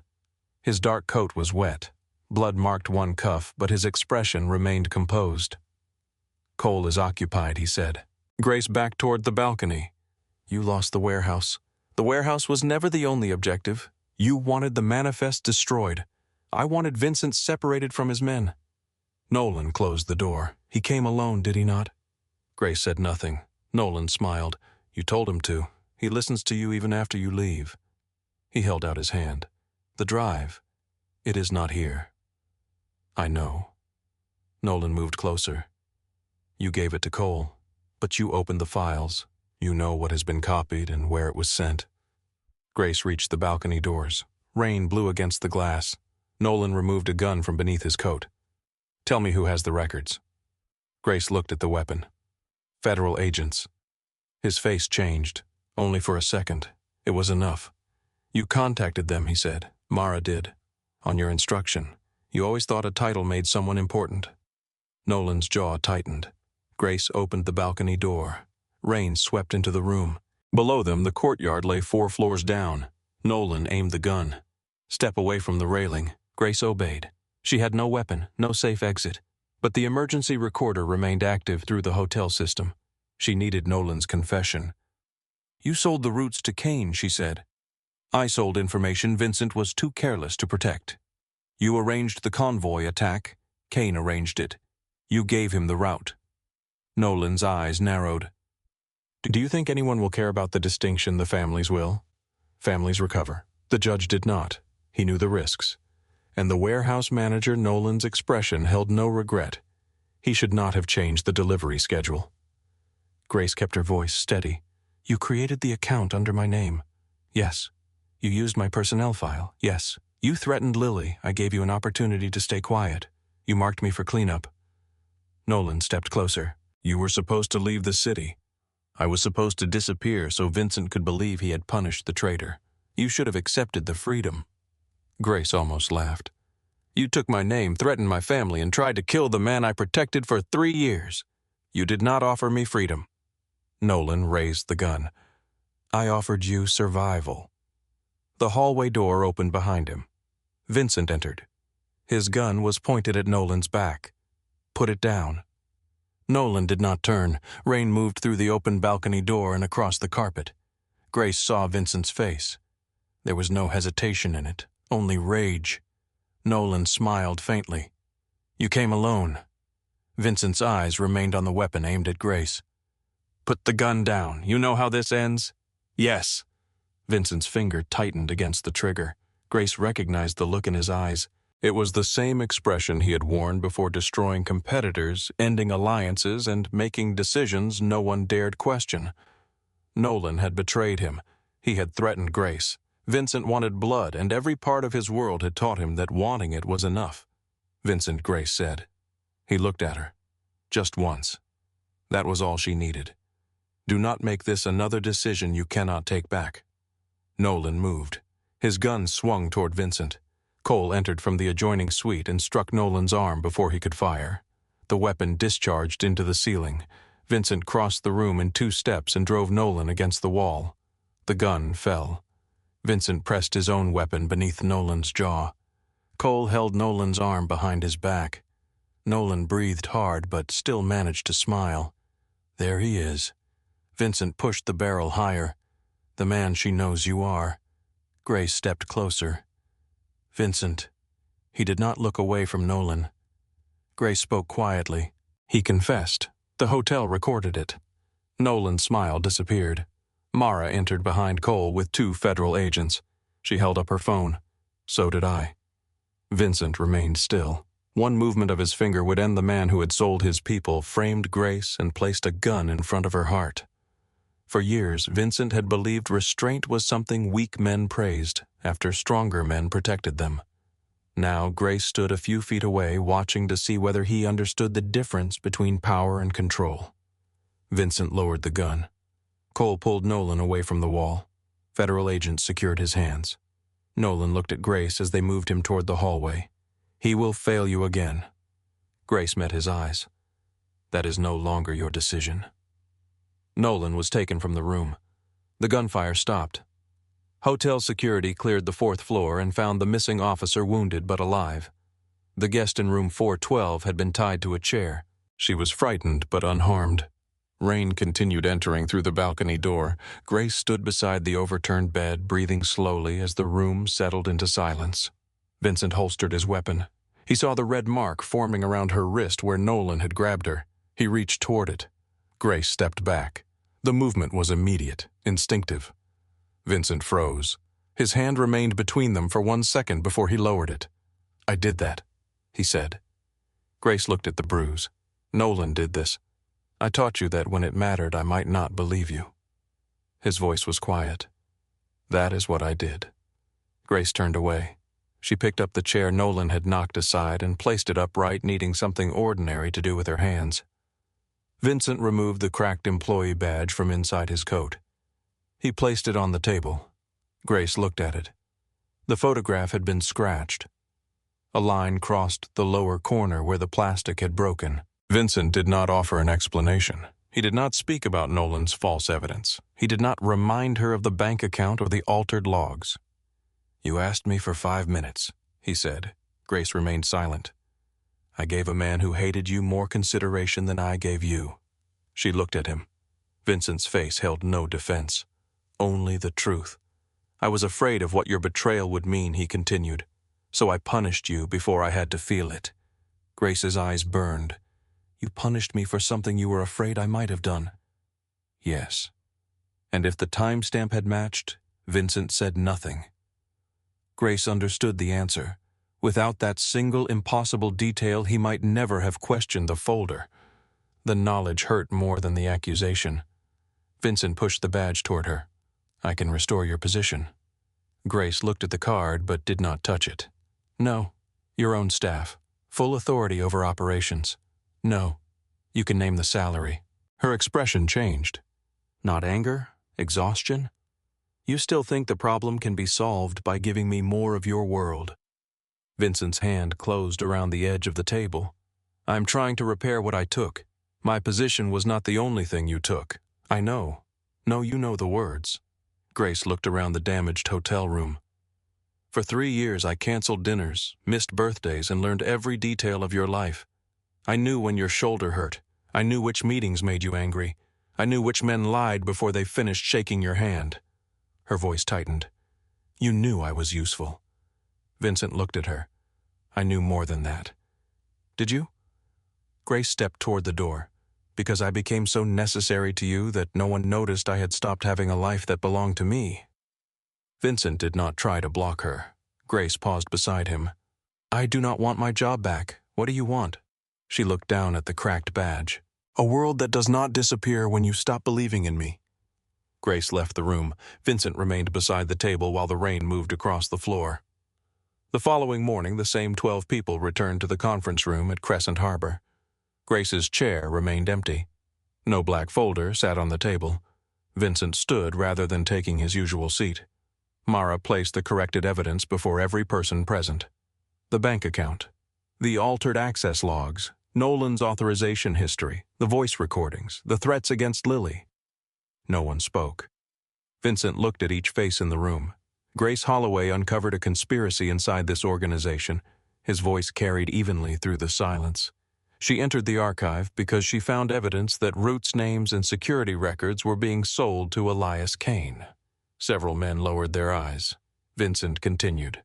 Nolan Pierce framed her. He used her identity, altered the records, and presented false evidence. He placed both hands on the table, but Nolan did not fire her. The room became still. "I did." Cole watched from near the door. Mara stood beside the windows. Vincent looked toward the empty chair. "I chose speed over truth. I chose fear over 3 years of loyalty. That failure belongs to me." One of his cousins shifted uncomfortably. Vincent turned toward him. "You watched me accuse her. You will hear me correct it." He ordered written notices sent to every business partner, attorney, security supervisor, and employee who had received Nolan's report. He called the Baton Rouge Union director personally, then the port commissioner, then the insurers, hotel managers, and private contractors. Each call contained the same words. Grace Holloway did not betray the Caruso organization. She protected it. The accusation was false. The decision to dismiss her was mine. He did not ask Mara to make the calls. He did not hide behind a statement. He said it until the sentence lost none of its shame. Grace received the official release that afternoon.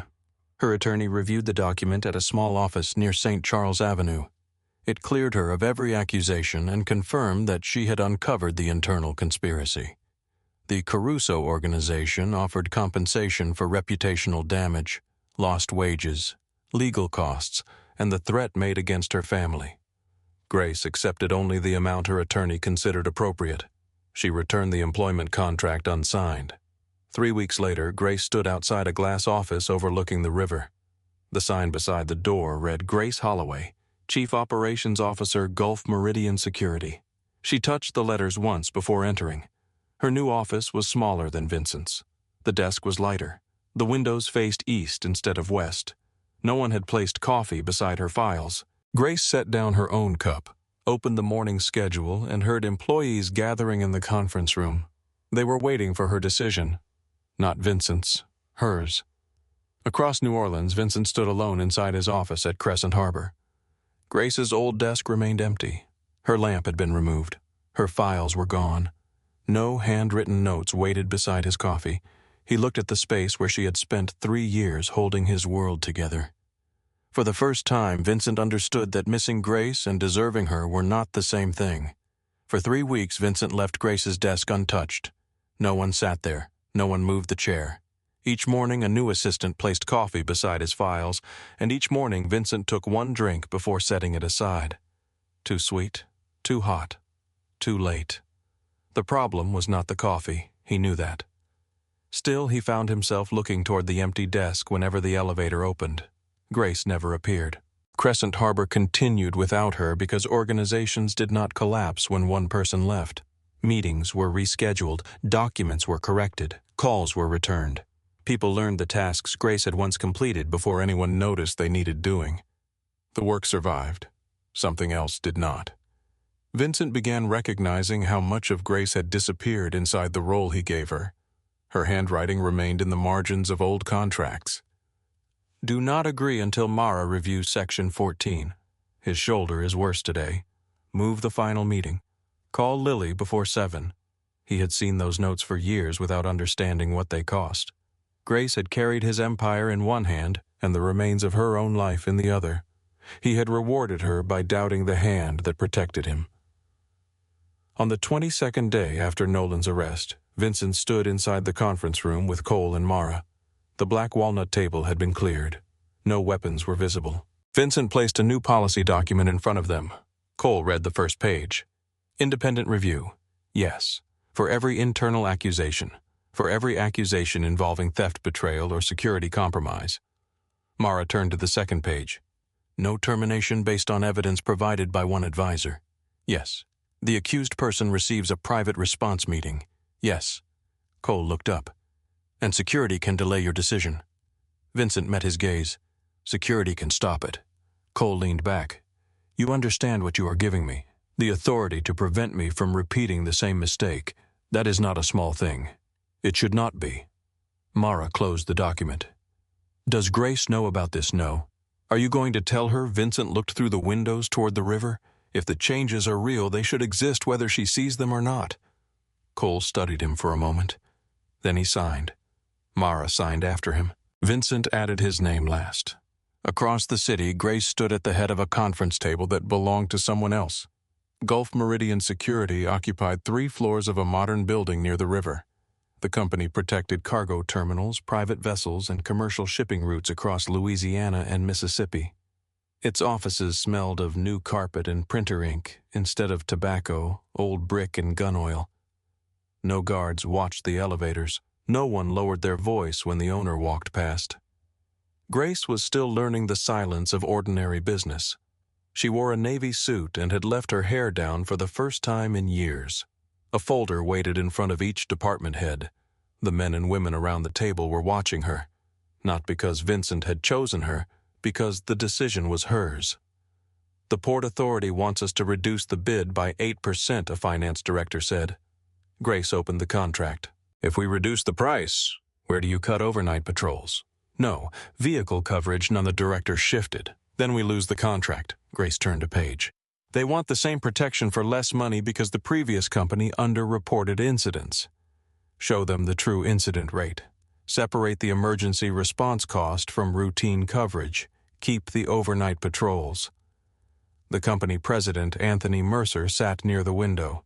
He had hired Grace after one interview. He was in his 60s, broad-shouldered and direct enough to make politeness feel unnecessary. What if they still refuse, he asked. Grace looked around the table. Then we let them hire someone cheaper and wait for the first theft. Anthony smiled. That sounds expensive for them. It will be. The meeting ended 15 minutes later. Employees collected their folders and left. Anthony remained seated. You did not ask what Vincent Caruso would do. Grace closed her notebook. I do not work for Vincent Caruso, I noticed. He stood and adjusted his jacket. So did everyone else. After he left, Grace moved toward the windows. A cargo ship traveled slowly along the river below. For years, she had watched the same water from Vincent's office. She had thought the view belonged to him. Now she understood that the river had never cared which window she stood behind. Her phone vibrated. Lily, Grace answered. Are you still coming tonight? Lily asked. Yes, you said that last year, I know, and the year before, I know. Mom bought the expensive wine because she says you have a serious job now. I had a serious job before. You had Vincent. Grace looked at the conference room. I had both. No, you had him and the job was whatever he needed. The words might have hurt once. Now they simply felt true. I will be there at 7, Grace said. At 7 at 6:45. Lily laughed. Who are you and what have you done with my sister? Grace smiled. I will see you tonight. She arrived at her mother's house at 6:42. Dinner lasted 3 hours. Her phone remained inside her purse. No emergency pulled her away. No black car waited at the curb. When Grace left, she carried leftovers wrapped in foil and the unfamiliar feeling that part of her life had waited patiently for her to return. Vincent learned about the dinner from Mara. She mentioned it without thinking during a morning review. Grace's mother called my office, Mara said. She wanted to know whether the settlement affected her taxes. Vincent looked up. Why did she call you? Because Grace was at dinner and refused to answer her phone. Mara stopped. Vincent said nothing. She continued more carefully. Apparently, she stayed for the entire evening. Vincent looked at the schedule on his desk. Grace had missed the same dinner 2 years in a row because of him. The following afternoon, a florist delivered white roses to Grace's mother. The card read, "For the birthdays that should never have been interrupted." There was no signature. There was no request. Grace's mother called her immediately. "Did you send me flowers? No? Then I have a criminal admirer." Grace closed her eyes.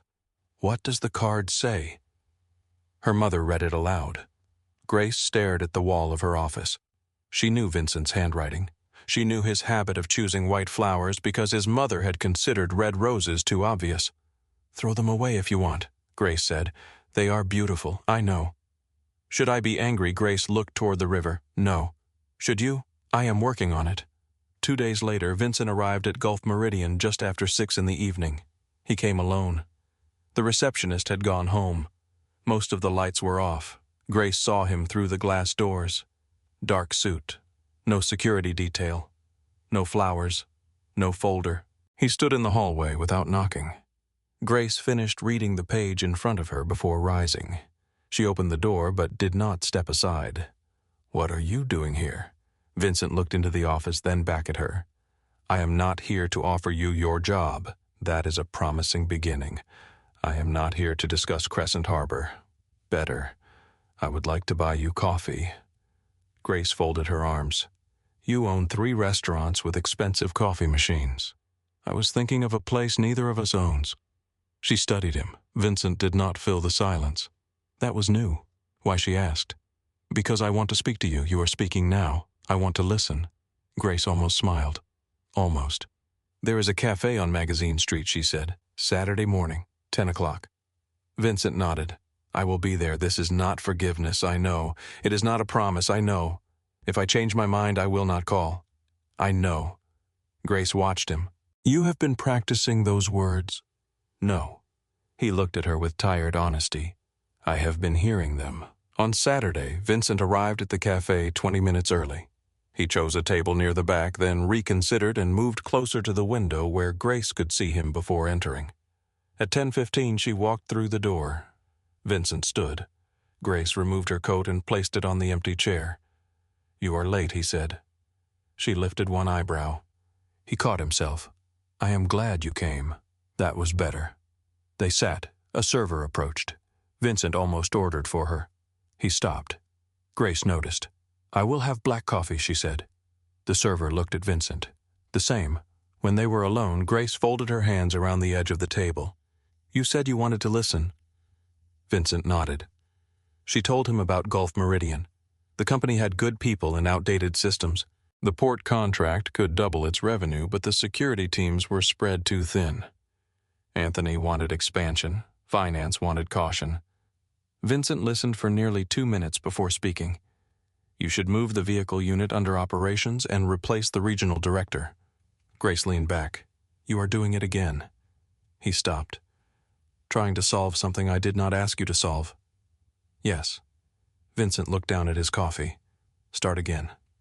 Grace studied him. "What do you think I was asking for someone to understand the pressure?" "Correct." He nodded. "The pressure is significant." Her mouth moved slightly. That sounded painful. It was. They spoke for 40 minutes. Vincent asked questions instead of giving orders. Grace corrected him twice. He did not become defensive. When the check arrived, Grace reached for it. Vincent covered it with his hand. "I invited you. You are not buying access to another meeting, I know. Then I will pay for mine." Vincent removed his hand. They divided the bill. Outside, rain had begun falling lightly. A black car waited across the street. Grace looked at it. Vincent followed her gaze. "My driver, I thought you came alone. He stayed outside. That is not alone." Vincent opened his mouth, then closed it. Grace stepped beneath the awning. "Next time, no driver." The words left her before she decided to say them. Vincent heard them. He did not smile. He understood that reacting too strongly might make her take them back. "Next time," he said. Their second coffee lasted an hour. The third became lunch. Lunch became a walk through the Garden District on a Sunday afternoon. Vincent learned to ask before sending a car. Grace learned that she could ignore his calls without receiving 10 more. Some evenings they spoke about business. Other evenings they discussed nothing important. Vincent discovered Grace hated jazz played too loudly and loved old detective novels. She discovered he cooked when he could not sleep, though he refused to follow recipes. For 3 years they had known everything about each other that served the Caruso organization. Now they began learning the details that belonged only to them. The process was not smooth. During one dinner, Grace mentioned that Gulf Meridian had lost a client. Vincent made a call from the hallway. By dessert, the client wanted another meeting. Grace understood immediately. "What did you do?" Vincent set down his glass. "I corrected a misunderstanding. You interfered. They were using false information. You interfered." He looked around the restaurant. "I helped." "No. You decided I needed help without asking." Vincent's jaw tightened. Grace saw the old instinct rise. The part of him that believed good intentions made permission unnecessary. She placed her napkin on the table. "I am leaving." "Grace, I will speak to the client myself. You will not call them again." Vincent was silent. She stood. "Say it. I will not call them again." Grace left. Vincent did not follow. He did not send the car. He did not appear at Gulf Meridian the next morning. 2 days later, Grace received a handwritten note. "I confused protecting you with controlling the result. You were right.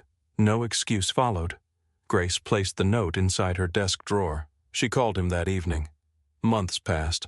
Nolan remained in federal custody while Mara turned over records linking Elias Kane to the shell companies. Several officials resigned. 2 port inspectors were arrested. Kane disappeared from the Gulf Coast before agents could locate him. Vincent tightened security around Crescent Harbor but no longer demanded absolute obedience. Cole interrupted him openly during meetings. Mara refused decisions without independent review. Vincent disliked both changes. He kept them. Grace heard about the reforms through people who had no reason to flatter him. She never asked Vincent whether he had changed them for her. The answer mattered less than the fact that they remained in place. By early spring, Gulf Meridian secured the port contract. Grace led the negotiation. After the signatures were completed, Anthony opened a bottle of champagne in the conference room. Employees applauded. Grace looked through the glass doors and saw Vincent standing in the hallway. He had not entered. He waited until Anthony noticed him and invited him inside. Vincent shook Grace's hand in front of the room. "Congratulations, Miss Holloway. Thank you, Mr. Caruso." His expression remained formal. Only his thumb brushing once across her knuckles revealed anything else. Later that night, they ate dinner near the river. Vincent raised his glass. To the contract. Grace touched her glass to his. To not interfering. That was more difficult. "I know." They were leaving the restaurant when Vincent's phone vibrated. He glanced at the screen. His expression changed. "What is it?" Grace asked. "Nothing." She stopped walking. "You are a poor liar." Vincent looked toward the car. Then he handed her the phone. 4 photographs filled the screen. Grace entering a private building near the docks. Grace sitting across from a man in a gray suit. Grace giving him an envelope. Grace leaving through a rear exit. The man had once worked for Elias Kane. Grace returned the phone. "Who sent these unknown number? What do you think they mean?" Vincent looked at her. The river moved darkly behind them. A year earlier, he would have surrounded the building, seized the man, searched Grace's office, and called his fear evidence. Now he placed the phone inside his coat. "I think someone wants me to decide before asking you." Grace's face softened, though the tension did not leave it. "The man is Samuel Reed. He worked for Kane as a bookkeeper. I know who he is. He is cooperating with federal investigators. Gulf Meridian was asked to review compromised port routes. Why meet privately? His agreement requires confidentiality. Why the envelope maps of storage sites Kane used in Mississippi?" Vincent listened. He did not interrupt. Grace continued. "I could not tell you. You do not owe me access to confidential work." The answer struck the air between them. Grace watched his face. "You believe me?" "Yes. Without checking, I will verify what affects my organization." Vincent stepped closer. "But I will not turn verification into an accusation." Grace looked toward the lights across the river. For months, Vincent had apologized. He had waited. He had changed policies, habits, and language. None of those moments carried the weight of this one. Here was the same fear, the same evidence shaped to wound him, the same opportunity to repeat the past. He had chosen differently before knowing the explanation. Grace released a breath. "What do you need from me?" she asked. Vincent looked at her. "Nothing." She almost laughed. "That is another new answer. I am collecting them." They walked beside the river instead of returning to the car. The night air smelled of water and magnolia. Streetlights reflected across the wet pavement. Grace kept her hands inside her coat pockets. Being fired was not the worst part, she said. Vincent slowed. She looked ahead. "The worst part was realizing your trust had conditions I never knew existed. I know. No. Let me finish." Vincent became quiet. "You trusted me when I was useful. You trusted me when I agreed with you. You trusted me when the world behaved the way you expected." Grace turned toward him. "But the first time believing me required something painful from you. Your trust disappeared." Vincent absorbed the words without defending himself. "I thought control protected me," he said. From what he looked across the river? "My father trusted his brother." Grace knew little about that part of the Caruso history. Vincent rarely spoke about family before taking control of the organization. "He sold our roots to a rival group," Vincent continued. 6 men died outside Biloxi. My father survived, but he was never the same. He spent the rest of his life searching every room for the next betrayal. Vincent's voice remained even, but Grace heard the old wound beneath it. "I decided trust was something careless men could afford." Grace watched him. "That explains you." "It does. It does not excuse you. I know." The answer allowed her to remain beside him. They reached a bench facing the water. Vincent did not sit until Grace did. After a moment he spoke. "I loved you before I understood what I was calling loyalty." Grace stared at the river. Vincent continued. "I told myself I depended on your judgment, your discipline, your ability to see problems before they reached me." He looked at her. "But when Nolan accused you, I did not react like a man losing an employee." Grace's heart tightened. "I reacted like a man who believed the only person he trusted had chosen to destroy him." "Vincent, I am not asking you to say it back." He turned toward the water again. "I am telling you because hiding it gave fear too much power." Grace sat in silence. She had loved him in quiet ways for years, in cups of coffee prepared before sunrise, in canceled dinners, in the way she stood between him and his worst decisions. But she no longer knew which feelings belonged to Grace Holloway, and which belonged to the woman who had built her identity around Vincent's needs. "I cared for you when I worked for you," she said. Vincent listened. "But I could never tell whether it was love or proximity, whether I chose you or simply forgot how to choose anything else." He nodded slowly. "That is fair. I need time." "Take it. I may decide this is not what I want." Vincent looked at her. The fear was visible. He did not turn it into a command. "Then choose slowly," he said. Grace reached for his hand. It was the first time she touched him without work danger or apology standing between them. Vincent closed his fingers around hers. Not tightly, enough to hold, not enough to keep. They continued seeing each other. Coffee became dinner. Dinner became evenings at Grace's apartment, where Vincent cooked badly and refused to admit it. Grace met him without the protection of a desk between them. Vincent learned that silence did not always mean danger. Sometimes it meant Grace was reading. Sometimes it meant she was tired. Sometimes it meant she wanted him beside her without needing him to fix anything. By autumn, Grace gave him a key to her apartment. She made him ask before using it. He did. Nearly a year after the night he fired her, Gulf Meridian signed a joint security agreement with Crescent Harbor Logistics. Grace returned to Vincent's headquarters for the final meeting. The old brick walls looked the same. The iron beams, the tall windows, the river beyond them. But the desk outside Vincent's office was gone. In its place stood 2 chairs facing the Mississippi. Vincent's new executive assistant worked from a separate office with defined hours and operations team and written authority to challenge his schedule. Grace stopped beside the empty space. Vincent approached quietly. "You removed the desk." "Yes." Why he looked toward the chairs. I realized no one should have to disappear there. Grace ran her fingers across the back of one chair. "That sounds expensive." It was. She smiled. The meeting had ended. Nothing required her to stay. Vincent did not ask. He walked toward the windows and sat in one of the chairs. Grace looked at the private elevator, then at the office where she had once measured her entire life in his needs. Finally, she looked at Vincent. He waited without reaching for her. Grace crossed the room and sat beside him. Below them, ships moved along the Mississippi beneath the evening light. A year earlier, Vincent Caruso had fired his secretary because fear spoke more loudly than trust. He regretted it within hours. Earning Grace Holloway back took nearly a year, and when she finally chose to sit beside him again, it was not as his employee, his possession, or the woman who kept his world standing. She sat there as the one person he could not command, the one person he had learned to ask, the one person who stayed because leaving had always remained her choice.